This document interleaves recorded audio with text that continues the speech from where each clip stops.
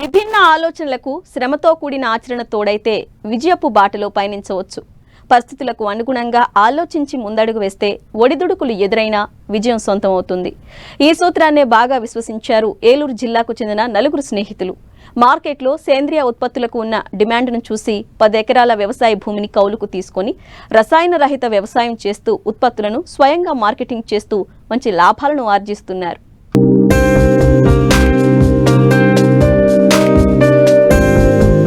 రసాయనిక ఎరువులు ఉపయోగించి పండించిన పంటలను తిని విసిగిపోయారు ప్రజలు.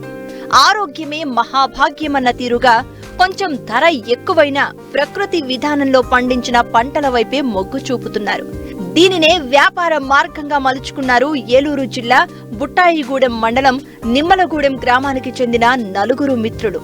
ప్రకృతి విధానంలో పంటలను పండిస్తూ వచ్చిన దిగుబడులను స్థానికంగా అమ్ముతూ మంచి ఆదాయం పొందుతున్నారు.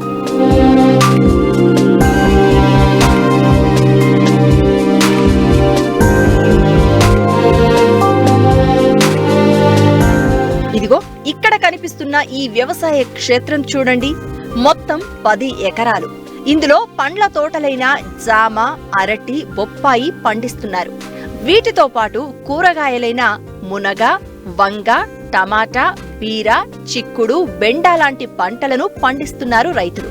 ప్రతిరోజు పంట దిగుబడులు వచ్చేలా ప్రణాళికలు చేసుకుని సాగు చేస్తున్నారు. ప్రకృతి వ్యవసాయ అధికారుల సలహాలు, సూచనలతో పంటలకు ఎలాంటి రసాయన మందులను వాడకుండా పూర్తిగా సేంద్రియ ఎరువులనే వాడుతున్నారు.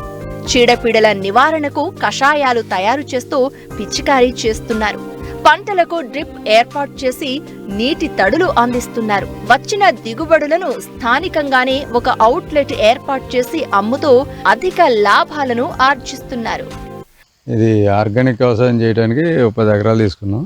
దీంట్లో బొప్పాయి, అరటి, జామ, మిర్చి, టమాటా, వంగ పెట్టాం. వాళ్ళు బేర ఆల్రెడీ అయిపోయింది. ఇప్పుడు చిక్కుడును వంగ కాస్తుంది, టమాటా కాస్తుంది. ఇది మామూలుగా ఆన్లైన్లో బయట మేమే సేల్ చేస్తున్నాం. ఒక 5 మీద తీసుకొని 5 కలిపి చేస్తున్నాం. ఇది దీనికి ఆవు పంచకం, బెల్లం, అదే పుట్టమట్టి ఇవన్నీ మిక్సింగ్ చేసి మన వేస్ట్ డీకంపోజర్ కలిపి వేస్ట్ డీకంపోజర్, వేప నూనె, మజ్జిగ, పుల్ల మజ్జిగ స్ప్రేయింగ్. డ్రిప్ ద్వారా వేస్ట్ డీకంపోజర్ను ఆవుది పేడ, బెల్లం ఇవన్నీ కలిపి ఇస్తాం. మురగబెట్టి ఒక వారం రోజులు. ఈ స్ప్రేయింగ్ వారానికి ఒకసారి వేప నూనెని, పుల్ల మజ్జిగ ఇస్తాం.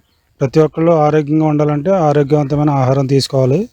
అదే ఆరోగ్యవంతమైన ఆహారం ప్రకృతి వ్యవసాయం ద్వారానే మనకి సాధ్యం అవుద్దని మేము 4 ఫ్రెండ్స్ కలిపి ఒక బృందంగా ఏర్పడి న్యాచురల్ ఫార్మింగ్ చేయాలనే ఉద్దేశంతో మనం ఇక్కడ ఏర్పాటు చేసామండి. 10 ఎకరాలు తీసుకుని దీన్ని స్టార్ట్ చేసాము. ఆయుర్వేదిక్ అండ్ ఆర్గానిక్ స్టోర్ ఉందండి. అక్కడే అవుట్లెట్ పెట్టి ఈ కూరగాయలు కూడా అమ్మడం జరుగుతుంది. ఇందులో బొప్పాయి, జామ, అరటి వేసామండి లాంగ్ పంట కింద. మునగ ఈ మధ్యన వేసాము. మిగతా ఈ కూరగాయలు అయితే వంగ, బెండ, బీర, చిక్కుడు వేసాం. మళ్ళీ పాదులైతే పొచ్చ ఒకటి, బూడిద గుమ్మడి వేసామండి. మేము ప్రకృతి వ్యవసాయం చేస్తున్నామండి.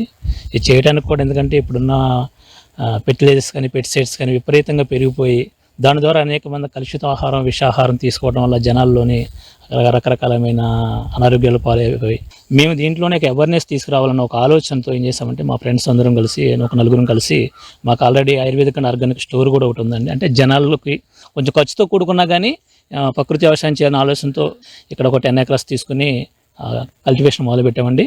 దీనిలో కూడా మేము కల్టివేషన్లో కూడా బొప్పాయి, జామ, అరటి, తర్వాత టమాటో, చిక్కుడు, బీర, బెండ, తర్వాత ఇంకా అనేక రకమైన పంటలు.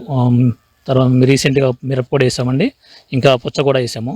అంటే అన్ని పంటలు స్టార్ట్ చేసుకుంటూ ఒక్కోటి చేసుకుంటూ ఇలాంటి అన్ని రకాలైన ప్రకృతి సంబంధించిన వాటితోనే మేము ఇక్కడ వ్యవసాయం చేస్తున్నాం.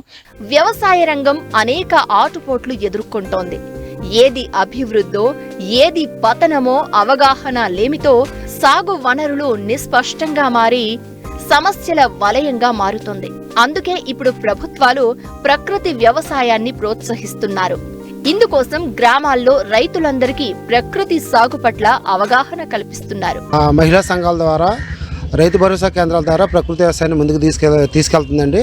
అందులో భాగంగానే కేఆర్పురం డివిజన్లో మన 3 మండలాల్లో కలిపి 8,000 మంది రైతులతో ఇంచుమించు 10,000 ఎకరాల భూమిలో వరి, మొక్కజొన్న, జీడి మామిడి, పామాయిలు, కూరగాయలు, నువ్వులు, పెసలు ఇటువంటి పంటలన్నీ కూడా పండిస్తుందండి. రైతుల ద్వారా పండించడానికి మనకి గ్రామ స్థాయిలో గ్రామ సంఘాల ద్వారా, మహిళా సంఘాల ద్వారా రైతుల్ని మోటివేషన్ చేయడానికి సిబ్బందిని కూడా ఏర్పాటు చేసి గత 2016 నుంచి కూడా ఈ ప్రోగ్రాం నడిపిస్తుందండి. అయితే కేఆర్పురం డివిజన్లో మొత్తం అందరూ రైతులు కూడా ఈ ప్రకృతి వ్యవసాయాన్ని చాలా పకడ్బందీగా ముందుకు తీసుకెళ్తున్నారండి మహిళా సంఘాల ద్వారా. ఈ తీసుకెళ్లడం ద్వారా ప్రతి గ్రామ సంఘంలో కూడా ఒక NPM షాప్ అని పెట్టి రైతులు బయటికి వెళ్ళి కెమికల్స్ కొనుక్కోకుండా గ్రామ స్థాయిలోనే ఆవు మూత్రము, ఆవు పేడ ద్వారా తర్వాత ఈ జీవామృతాన్ని కానీ ఘనజీవామృతం కానీ తయారు చేసుకొని వారే స్వయంగా ఈ ఇన్పుట్ని తయారు చేసుకొని ఉపయోగించుకోవడం వల్ల వాళ్ళకి ఖర్చులు తగ్గి ఆదాయం పెరుగుతుందండి. కెమికల్స్ కొనకుండా వాళ్ళు సొంతంగా తయారు చేసుకోవడం వల్ల దిగుబడి కూడా పెరిగి రైతులకి అధిక దిగుబడి రావడం వల్ల ఆదాయం కూడా పెరుగుతుంది. కాబట్టి వాళ్ళు సంతోషంగా ఉన్నారండి. ఎక్కువ ఇప్పుడు ఈ సీజన్కి వచ్చేసరికి జీడి మామిడి తోటల్లో పంచగవ్య, కోడిగుడి నిమ్మరసము, పేడామూత్ర ఇంగు ద్రావణాలు స్ప్రే చేస్తారండి రైతులందరూ కూడా.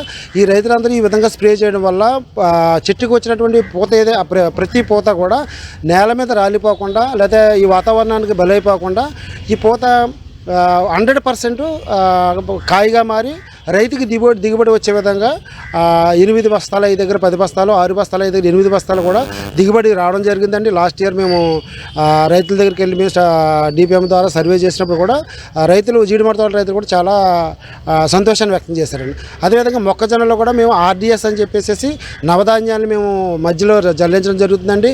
దానివల్ల పొత్తు యొక్క సైజు పెరుగుతుంది, బరువు పెరుగుతుందండి, రైతు కూడా దిగుబడి పెరుగుతుందండి. ప్రతి గ్రామంలో ఉన్న మహిళా కుటుంబాలు లేదంటే కుటుంబాలు కూరగాయలు బయట కొనకుండా వారి ఇంటికాడ పండించినటువంటి కూరగాయలే తినాలని చెప్పేసి దాన్ని కూడా చాలా పకడ్బందీగా తీసుకెళ్తున్నారండి. అక్కడ కూడా ఆరోగ్యపరమైనటువంటి విధానం మేల్కొల్పాలని చెప్పేసి మహిళల్లో చైతన్యం తేవడం జరుగుతుందండి.